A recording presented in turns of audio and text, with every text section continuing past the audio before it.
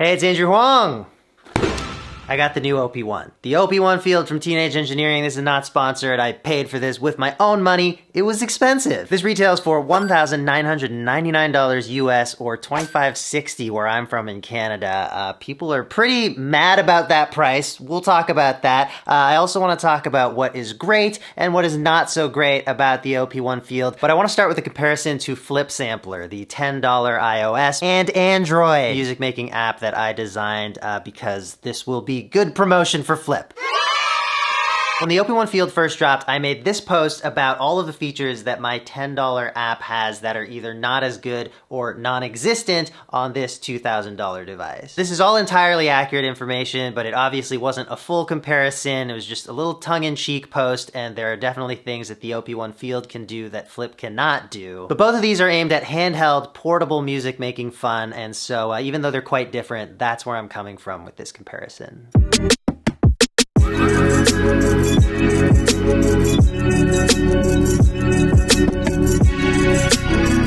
So let's zip through their differences. What does each one have that the other does not? I'll start with the stuff that I had in that post. So the OP-1 is a 4-track recorder. It's very much built around like a tape workflow, whereas Flip has 9 channels. You can see these 9 pads, so 9 tracks versus 4 tracks. The 4-track thing, I think, is one of the biggest misses from the OP-1 to the OP-1 field. It would have been one of the biggest things that I would have liked to see improved, but they left it at 4 tracks, which is a pretty heavy limitation. That's unfortunate. On each of Flip's tracks, you can have up to 4 effects, and you can put them in any order. They are bit crush, chorus, filter, and delay. On the OP-1, you have a wider selection of effects, but you can only have 1 effect on a track, and actually, you have to record the effect onto the tape, like you're working with tape. Once you have stuff in the virtual tape machine, you actually don't have any control over those effects anymore. They're printed as audio, and you can apply 1 master effect. With those limitations, though, the OP-1 effects definitely do shine. You got a choice of 8 effects. The first 3 are like delays. This is the most famous one, the cow.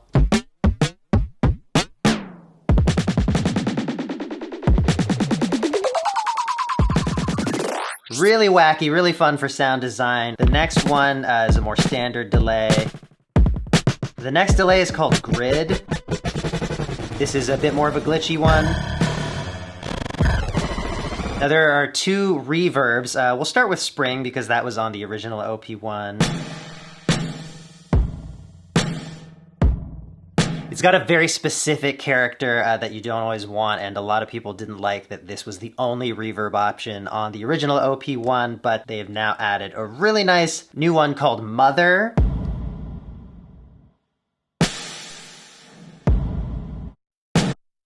It's got gating, goes nice and wide and big.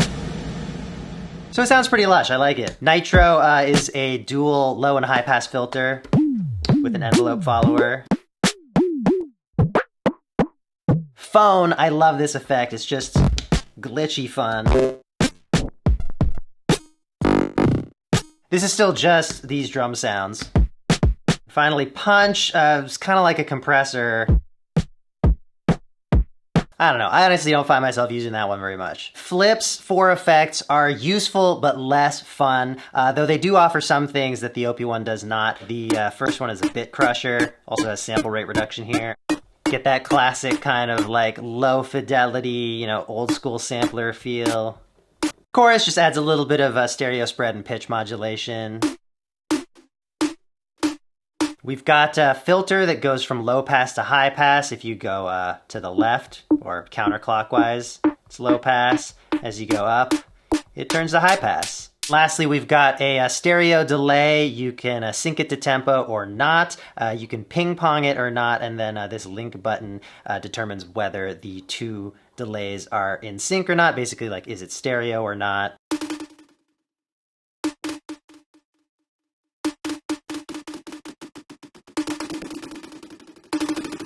In addition, there's a 5th effect in Flip, which is global. It's a nice reverb. You've got the settings here, and then on the mix page, you can send each sound individually to it by however much you want.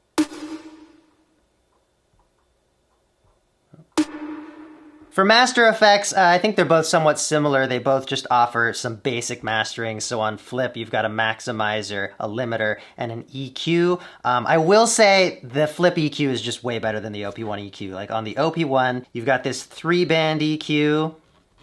You can boost or cut these 3 preset frequencies, and then you also have this macro dial where you can kind of scale what you've done. Flip's EQ is parametric. It has 3 bands that are fully adjustable plus a spectrum analyzer, so you can see exactly what's going on with your sounds, make adjustments, and each band can have a different curve. And by the way, that exact same EQ is available on all 9 of Flip's tracks, so every single one can be EQ'd. The OP-1 has no EQs per track. Now, one of the biggest difference between these two is how you put together your tracks. So Flip is a little bit more MIDI based. It's got a piano roll, whereas the OP-1 is more audio based. Like once you come up with something, you record it into a track as audio. So on Flip, if you've recorded a performance, you now have these notes that you can select and move around. You can resize them, copy and paste them, duplicate them, quantize them. You can also undo. On the OP-1, you don't really have any of that. Like what you perform and record is what you get, although it does have some really fun sequencers. Endless would be the one where if you use that, you can hold shift and then press the sequence you want, as well as inserting rests.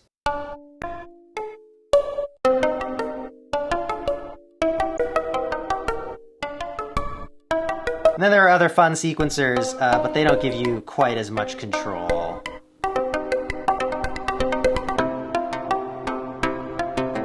Oh, you do have pattern. I never use this one because it's just one bar where you kind of have to like program stuff in.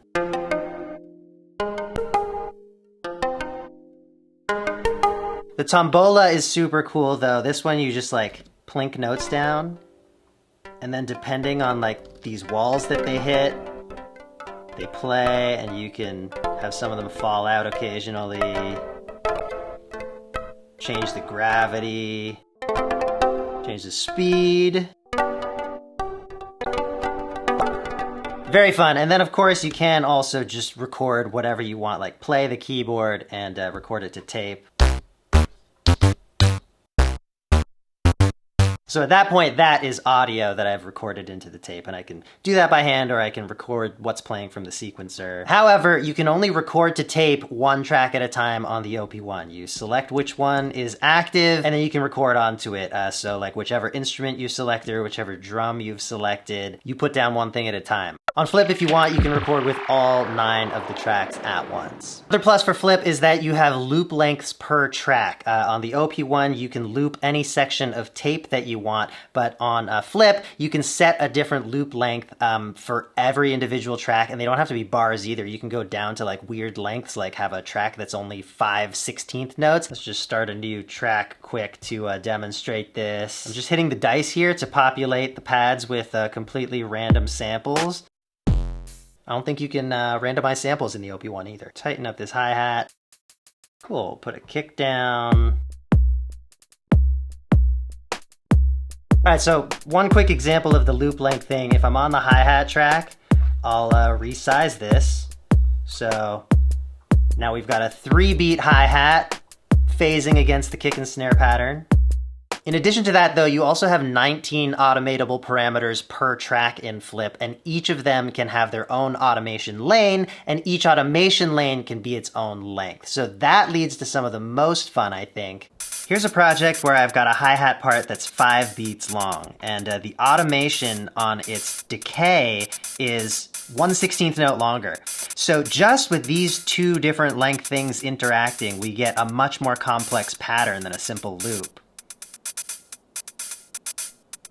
Now here's the mixer page. I've done similar different length stuff with everything in this project. So every track is a different length. The kick is just in 4, because that's gonna kind of be our anchor. But I've got 2 different snare drums. And then a bunch of little background percussion things. Also each at different lengths and some with different length effects automations.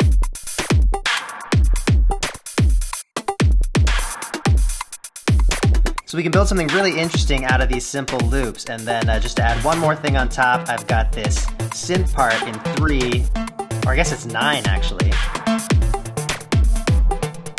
So these kinds of overlapping rhythms and modulations are one of the most powerful and unique things about Flip. Final thing that I'll talk about that Flip has that the OP-1 does not before we turn the tables and we see all the glorious things that the OP-1 has that Flip does not. But Flip lets you have unlimited projects. On the OP-1 field, they've given you 8 projects. And there's kind of a thing that bugs me a lot about this too. So on the OP-1 field, you get 4 different tape emulations on your tape deck. Well, one of them is like this Disc Mini, but then you've got a Porta 4-track, Vintage 4-track, and Studio 4-track, and these all have slightly different character to them, which is nice, except that you can't apply them to an existing project. You have to pick which one you're going to use before you even start your project, like you create a new project here, and then you're stuck with that particular tape sound. And also, you don't get 8 projects per tape type. You get 8 projects in total for the whole device, no matter which tape you're using. So just to compare the sounds of these different tape decks for you, I've made the exact same loop 4 different times, once per each emulation, so you can hear what they each sound like. Studio 4-track is the most clean, pristine, hi-fi one.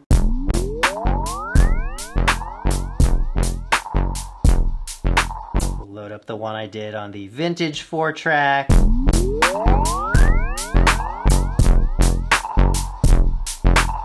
So a little more crunchy with that. I really like that one as well. Porta 4-track, you can see with the name and also, of course, this image, that's what they're going for here. This adds a little bit of tape hiss sound and is definitely crunchier. Last one, Disc Mini. I don't really remember the sound of mini discs, but this one applies what to my ear sounds kind of like MP3 compression, like the highs get this kind of plastic sheen to them.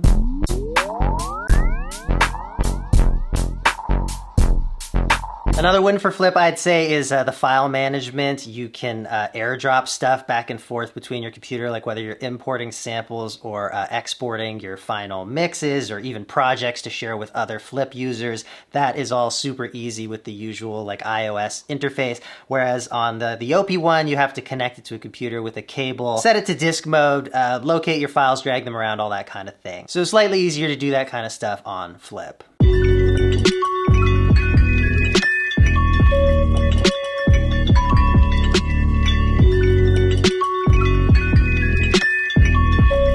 Now let's look at a bunch of things that the OP-1 field has that Flip does not. So we've already talked about some of the sequencers that are really fun and unique and cool. It has those effects that we looked at,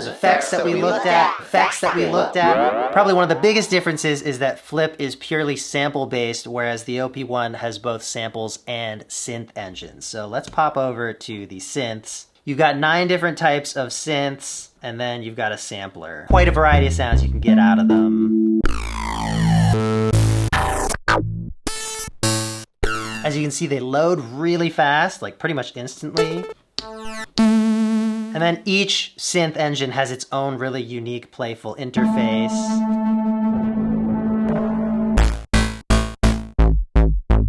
I would say the OP-1 has better resampling, like as soon as you resample something on the OP-1, you're immediately able to use it, whereas on Flip, you can use this tape icon to record anything from the whole app, which also gives you stems, actually.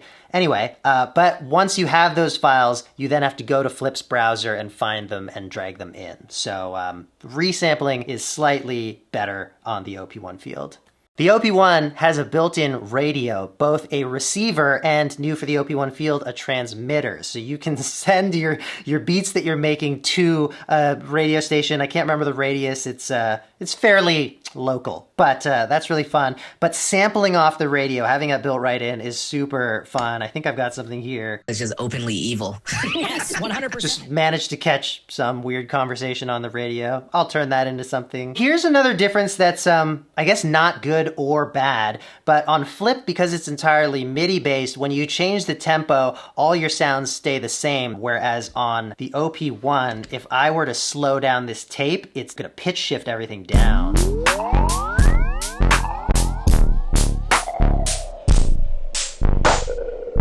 So different use cases, very fun. You know, flip is gonna stay in key. The OP-1 can't change speed without changing pitch, but that kind of effect is just so fun, you know, when you're vibing on some beat and then you just do a little drop to a different mood. I'll mention a few other things that they both share. So they both have built-in mics, like all iOS devices have a built-in mic. You can use that to sample. The OP-1 does have a bit more built-in connectivity because you have a line input where you can sample off of that as well. On flip, you would need an external audio interface for iOS to be able to plug in an instrument or audio source for you to sample. Both of them have MIDI in and out, so that's nice. You can control them with MIDI, or you can use them to control other MIDI gear. Flip's MIDI menu is here. You can like map every single thing on it to whatever MIDI controller you use, and you can also assign each of the 9 channels to send their MIDI out. Both of them are really fun, both of them are portable, and both of them cost more than $9.